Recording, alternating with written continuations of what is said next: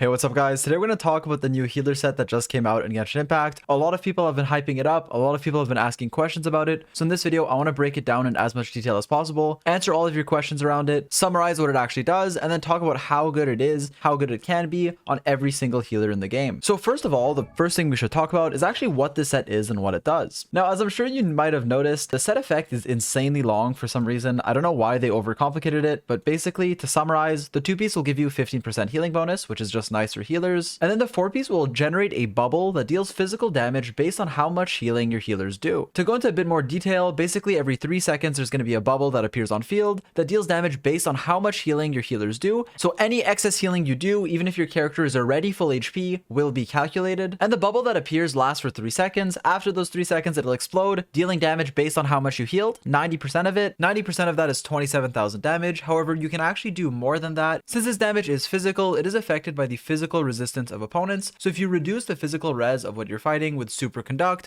or even Zhongli's shield, you can do even more than 27,000. Although the damage isn't affected by other factors like buffs or defense, only the resistance. And something important I wanted to add is that this set also obviously procs from off field. So even if your healer isn't on field and is healing as a support while you're DPSing on someone else, the bubble will still form and will still pop based on how much healing you're doing. And lastly, you can get a bubble every 3.5 seconds. And so that's pretty much a recap of what the set actually does. Now that being said, let's talk about who this is actually good on, because converting your healing and your overhealing to damage can be very good on certain healers, especially healers that heal too much or more than what you need. In fact, when you think of a character like Qiqi, you'll notice that she's someone who heals just an insane amount. Especially if you're building her properly, like your Qiqi is going to heal more than what you need, to where yes, she heals well, but she's usually not picked above other supports because she doesn't offer anything else. While her burst has a high scaling, the energy cost is very high, and her skill does not generate any particles at all, while also having a long cooldown. And so Qiqi has always been a character who, yes, gives you just a ton of healing through her mark and her passive talent, but doesn't give your team much else, since she doesn't give that much damage, doesn't have like particle generation or anything like that, making her rarely optimal. Now, while this new artifact set doesn't make her the meta pick, it's definitely an option that makes her a lot more viable. The reason for this, for Qiqi specifically, is because if you gear her properly, give her like an attack sans, since her healing does scale off attack, she will be healing an insane amount just passively from her talents. Therefore, it should be pretty easy for you to deal a lot of damage with the bubble, potentially even capping it out, which is just a nice amount of AoE physical damage that you will passively be generating from off field with Qiqi. Now, while this isn't as much as something like a Bennett ult will give you, and you might still prefer someone like Jean who has the Verdescent Venerer set, reducing the resistance of opponents, this gives Qiqi a more niche role, and actually a role in general. Now, as for Qiqi's like place in the meta or use cases, although they're still very niche and not amazing, there are some sort of meme teams and some more viable teams that I've seen with her. For example, running her with Eula and Raiden. That is a team that I've seen a lot of talk about recently, where Qiqi's mark will allow your Eula to be on field taking basically no damage as she's auto-attacking in her burst, making her effectively tankier, but also dealing damage through the set that Qiqi has. On top of that, running another cryo battery here, like someone like Rosaria, if I can find her, and Raiden will let you get your burst back a lot faster than if you didn't have these characters, making the team overall work. But either way, the point of this video or of this section is just to say that yes, this new set is overall the best in slot on Qiqi. Yes, Tenacity of the Millith can still be a good option, but this new set is really good, giving you healing bonus and damage based on how much you heal, and for Qiqi, that is typically the way to go. Now, other than just Qiqi though, right? We saw that it's a good set for her. Who else is it good on? Well, an obvious contender, someone who can make use of the set depending on how you play her, is Kokomi. Now, I do want to specify that there's a few different viable sets with her, and the way you play Kokomi will dictate which set is best for you. However, this new set is very nice if you're on field with Kokomi using your auto attacks. That means that during your burst with Kokomi, if you are auto attacking, you're applying that hydro, and you're healing your party with your auto attacks, then this new set becomes your best in slot, as it will increase your healing and increase your damage significantly. In that situation, I would recommend this new set for Kokomi, and it can honestly be very nice, since this is the way that a lot of people tend to play Kokomi, especially if they pulled for her, and if you want to run her as like the on-field auto attacker in something like a taser team. However, in team comps where you're running Kokomi as a pure hydro applier, when the only reason you're running her is to heal your team and apply hydro from off field, you use her just for her elemental skill, and you're not doing any auto attacks on her inside of her burst. For example, in a freeze team like you're seeing on screen now, in that situation, in those team comps,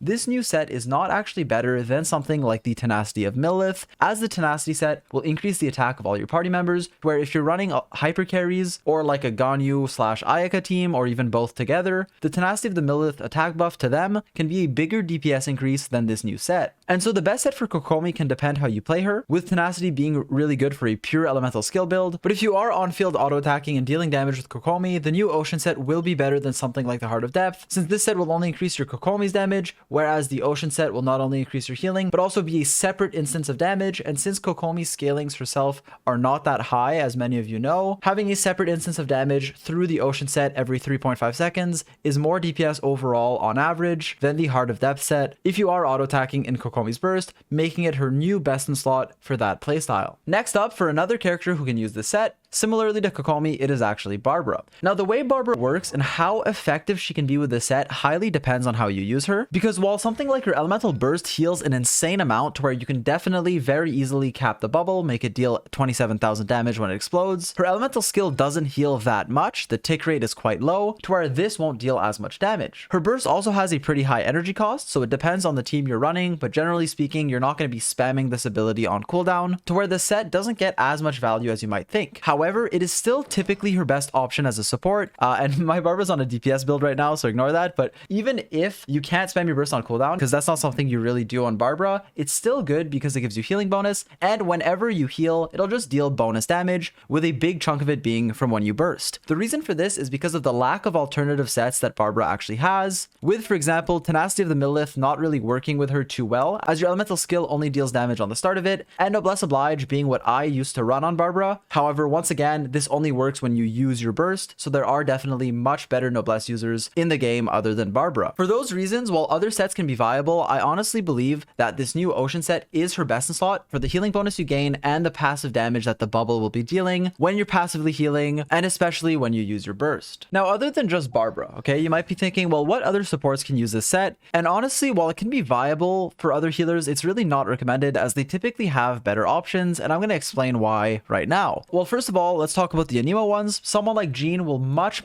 rather use the Verdescent Venerer 4-piece, as this will not only increase your damage, but also greatly just buff your team's damage if you're running an elemental DPS, as the 4-piece Verdescent Venerer reduces the resistance of opponents by 40% to whatever you swirl, which is absolutely insane. And on top of that, Jean is just such a powerful character that even buffing her Anemo damage with the 2-piece is very nice, to where overall this is definitely the way to go. I would also recommend still using the 4-piece Verdescent Venerer on another Anemo healer like Sayu for the exact same reason. And you might be wondering, well, okay, what if I don't need Verdescent Venerer? What if my team comp isn't running an elemental DPS? Well, then yes, there are other sets you can go, like even Noblesse Oblige. However, in those instances, Sayu doesn't really heal enough anyways to make great use of this new set. And for someone like Jean, I would rather give her, as I mentioned, another set like Verdescent Venerer, or even Noblesse buffing her own burst damage, which is very significant for someone like Jean, whose burst at high investment will deal a lot of damage, with the Verdescent Venerer set still being what I recommend. Now, for the last few healers, for someone like Diona, as I'm sure you guys know, you mainly run her for her strong shield, as her healing is okay, but isn't amazing. Her burst doesn't heal an insane amount to where you're not going to be overhealing. You're not going to be really utilizing the new set's passive the best or the most optimal way possible, where I really don't recommend it as much as some other sets. I would still recommend Noblesse Oblige buffing your party member's attack, or even something like Instructor, which can buff your elemental mastery if you do have a leveled set of the Instructor set, as something like this, right, like Noblesse Oblige, making your burst even more relevant by buffing your party's attack is a much better upside than the Ocean set, as this one will only deal damage inside of your burst, since Diona can't heal outside of her burst, and on top of that, her burst doesn't heal that much anyways, to where, as you can see, like my Diona on a healing bonus circlet through the footage on screen, when the bubble does proc, it's not dealing that much, to where I would gain much more overall DPS for my team by giving her Noblesse Oblige and buffing my team that way. The same thing can be said about Bennett.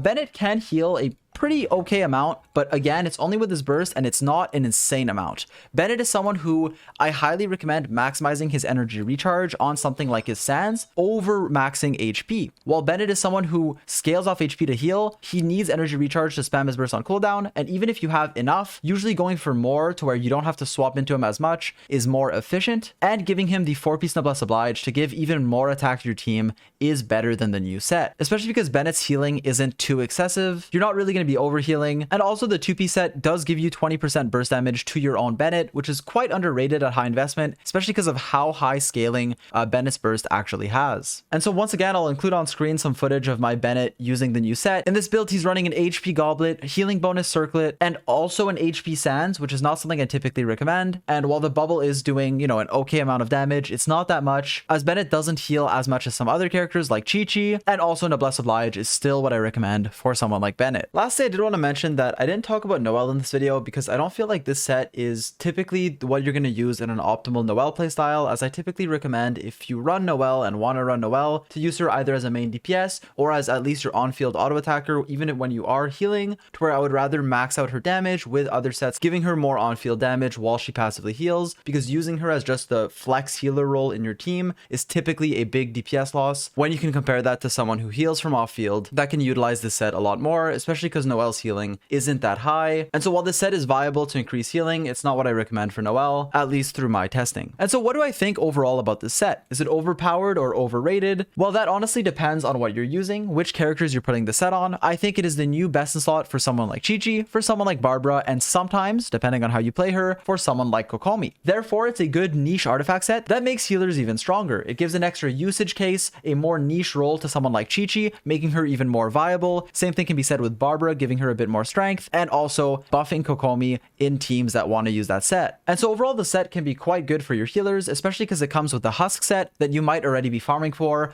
future characters like Ito or Goro, or for Albedo if you do have them. Because of that, I like this artifact set. It's not absolutely broken, but it is a nice buff to some support characters, some healers that can use it. So yeah, that's about it. A bit of a quicker and shorter video this time, just because I wanted to basically talk about the set. I got so many questions about it. The set effect is just so long, and a lot of people always ask how good it is. Some people I've seen overhype it, underhype it, all that. So I kind of wanted to break all that down. And so yeah, I hope you guys enjoyed the video. Stay tuned. I still have to make a top 5 teams video. I've just been really hesitant on what the number 5 slot is. We've been doing a lot of math, a lot of testing. I'm going to wait for the new Abyss and then release that hopefully. Also maybe a new Abyss guide if it's hard, so stay tuned for that. And I also want to revamp a lot of new character guides since a lot of new sets and weapons and stuff have came out. So be sure to leave suggestions in the comments down below, as I do read most of them. That's about it. I want to end the video here. If you're new, feel free to sub, join the Discord, all that stuff. And with that being said, I'll catch you guys in the next one. Peace.